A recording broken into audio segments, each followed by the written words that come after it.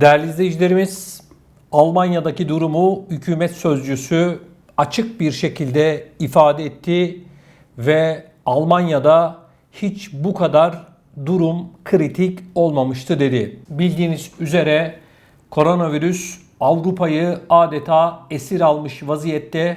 Hastaneler dolmaya başladı, vaka sayıları artmaya başladı. Bunun yanı sıra bazı bölgelerde artık hastanelerde maalesef yer yok. Yoğun bakımlar dolmuş vaziyette. Her şey bir yıl öncesiyle aynı noktaya çok hızlı bir şekilde geldi. Çok hızlı bir şekilde diyorum. Beklenmedik bir durum değildi benim için. Çünkü beni takip edenler bilir.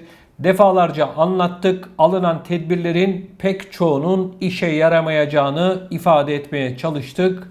Gelinen nokta, üzülerek ifade ediyorum, beni ya da benim gibi düşünen insanları haklı çıkardı. Kapanmalar, sıvılanmalar ve daha pek çok önlem maalesef gelinen noktada değerli izleyicilerimiz tam anlamıyla işe yaramadı. Eğer işe yarasaydı bugün Almanya'daki vaka sayıları çok hızlı bir şekilde günlük 100 bine doğru koşmazdı. Hayatını kaybeden insanların sayısı günlük 400 ile 500 rakamları arasına gelmezdi. Üzülerek diyorum, ben yaklaşık bir yıldır bunu elimden geldiği kadar gerek Türkçe Haber'de gerekse de Emekli TV'de sizlerle paylaştım. Ancak maalesef tablo her geçen gün daha da ağırlaşıyor. Önümüzdeki günlerde durumun daha da ağırlaşmasını bekliyoruz. Almanya hükümet sözcüsü Steffen Seibert yapmış olduğu açıklamada durumun çok acil bir durum olduğunu ifade etti. Bakın. Ne diyor hükümet sözcüsü? Bu ülkede benzerini yaşamadığımız acil duruma doğru gidiyoruz. Hastaneler hızla doluyor, yataklar ve mevcut yoğun bakım personeli azalıyor diyor. Hükümet sözcüsü söylüyor bunu arkadaşlar. Yine aynı şekilde ağır Covid-19 hastalarının uzak bölgelere yerleştirilmek zorunda kalındığını, acil ameliyatların da ertelendiğini kaydetti. Yani dolan hastaneler maalesef başka yerlere nakilleri gerektiriyor ve acil durumlar haricinde pek çok bölgede de ameliyatlar yapılmıyor. Saygıdeğer izleyicilerim, ben bunları anlatırken bazı videolarımızın altına bazı izleyicilerimiz şu yorum yapıyor: Almanya'da hiçbir şey yok, her şey stabil bir şekilde devam ediyor diyor. Arkadaşlar, tabii ki her noktadaki durum aynı değil. Bu açıklamayı yapan Almanya hükümetinin sözcüsü basın toplantısı düzenliyor ve durumu acil ve bundan sonra da daha da ağırlaşacak olarak nitelendiriyor.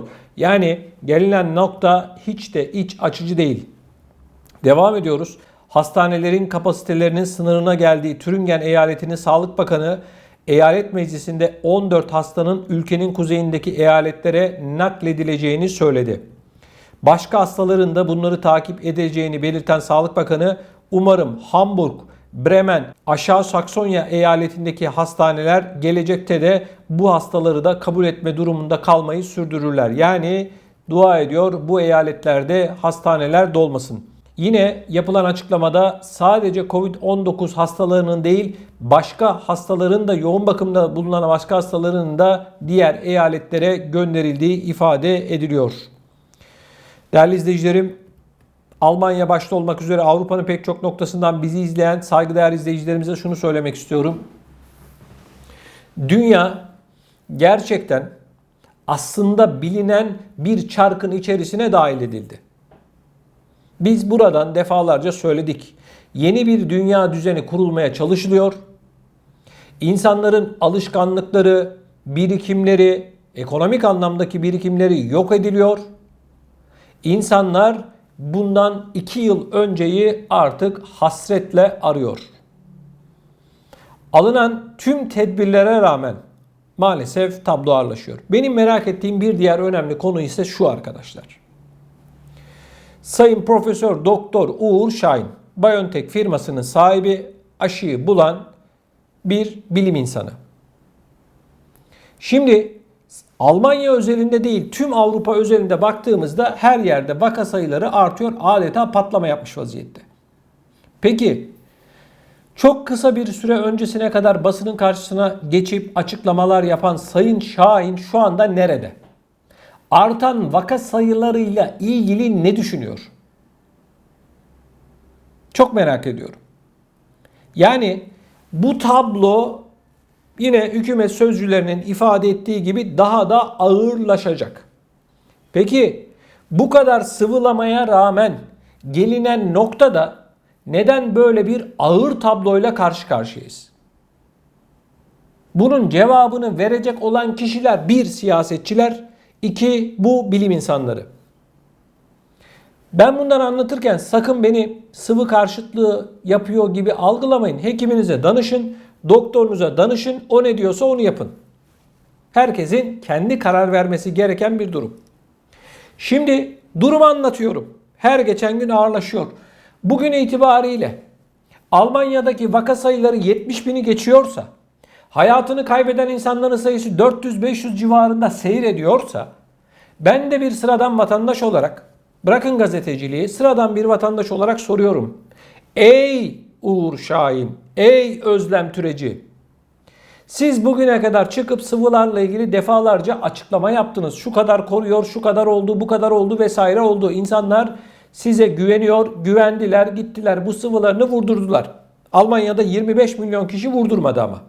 Resmi rakamlar bunlar. Peki bu artan vaka sayısı için ne düşünüyorsunuz? Ben çok merak ediyorum. Bu kadar hızlı bir şekilde artması bu sıvılarla ilgili kafalardaki soru işaretlerini arttırıyor mu? Kıymetli izleyicilerimiz, bir söz var ya, bindik alamete, gidiyoruz kıyamete. Aslında şu anda yaşamış olduğumuz tamamen bu. Siyasetçiler aç kapa oyunu oynuyor. Gelinen noktada olan yine vatandaşa oluyor. Ortada bir sorumlu yok. Merkel artık gidiyor. Hükümet Almanya'da bildiğiniz üzere açıklandı. Yani gelinen noktada Merkel bu koronavirüsle ilgili olarak sınıfta kaldı.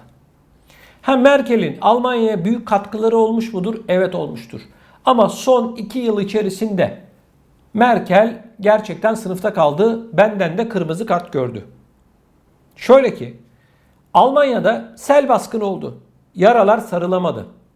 Almanya'da vaka sayıları patladı. Gereği kadar önlem alınmadı. Şu anda hala Sağlık Bakanı, eyalet başbakanları ya da senatörleri neyse işte çıkıp hala hastanelerde yer yok diyorsa bu onların basiretsizliği ve beceriksizliğidir. Neden mi? Sebebi ise şu. Bu durumun bu noktaya geleceğini ben bile sıradan bir insan olarak bir yıldır söylüyorum. Önümüzdeki kış bu vaka sayıları patlayacak. Ama halen yoğun bakımlarda yer yok diyorsunuz. Kardeşim o zaman bir yıl içerisinde ya da 2 yıldır hastane açacaksın. Doktorunu bulacaksın. Yoğun bakım ünitelerindeki yatak sayısını arttıracaksın. Senin görevin bu. Şu anda Almanya'da ya da diğer Avrupa ülkelerinde siyasetçilerin yaptığı tek bir şey var arkadaşlar. Günlük vaka sayısını açıklamak, maske, mesafe, aşı hatırlatmasını yapmak, başka da bir şey yok. Arkadaşlar bu zaman zarfı içerisinde bunlar hastanelerdeki yatak sayısını neden arttırmadılar? Merak ediyorum. Neden arttırmadınız?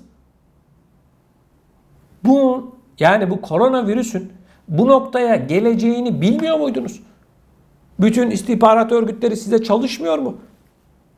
Bütün Bilim Sağlık Bakanlığı size çalışmıyor mu? Önünüzde rakamlar, istatistikler yok mu? Şu anda tüm Avrupa'da alarm durumu var. Vaka sayıları hızla artıyor. Tabii şimdi insanlar da alıştığı için panik durumu yok. Alıştı. Soruyorsun. Yok diyor, bizim orada bir şey yok. Yok ama git kardeşim bak, yan taraftaki hastane dolu. Öbürü dolu. Şimdi ortadan kaybolan isimler Profesör Doktor Uğur Şahin, Özlem Türeci, Merkel zaten gidiyor. Almanya Federal Sağlık Bakanı Spahn, bunlar yok. Ne yaptınız siz 2 yıl boyunca? Bu korona 2 yıldır hayatımızda var değil mi arkadaşlar, neredeyse? Siz 2 yıldır ne yaptınız?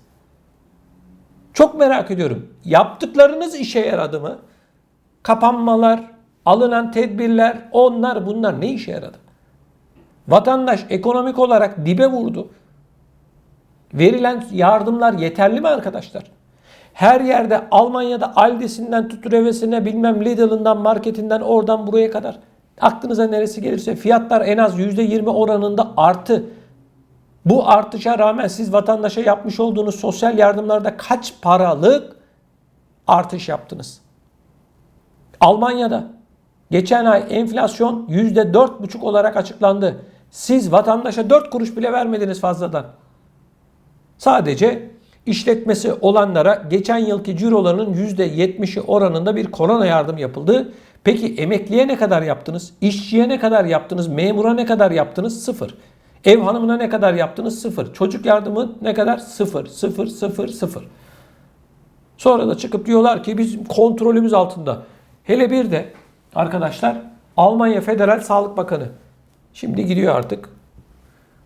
Her şey kontrolümüz altında bundan 3-4 ay önce bir açıklama yaptı. Ben de içimden dedim göreceğim senin kontrolünü. Al işte. Senin kontrolün böyle. Günlük vaka sayıları 100.000'e koşuyor. Hastaneler doluyor. 2 yılda ne yaptınız? Çok merak ediyorum. Yanılıyorsam lütfen arkadaşlar siz yanılıyorsunuz deyin. Şu nedenden dolayı lütfen videonun altına yazın. Kıymetli izleyicilerimiz siz ne düşünüyorsunuz? Bu konuyla ilgili olarak sizlerden ricam lütfen videonun altında bulunan yorum bölümüne yazarak bizlere iletin. Bu son 2 yıl içerisinde bizlerin oy vermiş olduğu bu siyasetçiler ne yaptılar? Başarılı buluyor musunuz? Bunu sizlerden değerlendirmenizi hasreten rica ediyorum. Bunun yanı sıra değerli izleyicilerim daha fazla insana ulaşmamız için mutlaka videomuzu beğenmenizi, like atmanızı ve abone olmadıysanız da mutlaka kanalımıza abone olmanızı sizlerden hasreten rica ediyorum. Çünkü bizim sesimizin daha fazla insana ulaşması gerektiğine inanıyoruz. Bugüne kadar olan katkılarınız için de ben çok teşekkür ediyorum. Daha da büyümeye devam edeceğiz. Herkesin sesi, sessiz çoğunluğun sesi olmaya devam edeceğiz. Mazlumun sesi olmaya devam edeceğiz. Sessiz çoğunluğun içindeki patlamaları aktarmaya devam edeceğiz. Haklının yanında olmaya devam edeceğiz. Gerçekleri gündeme getirmeye devam edeceğiz. Sizden ricam bize lütfen destek olun. Bu destekten kastım sadece videolarımızı beğenin ve kanalımıza abone olun. Şimdiden hepinize çok teşekkür ediyorum.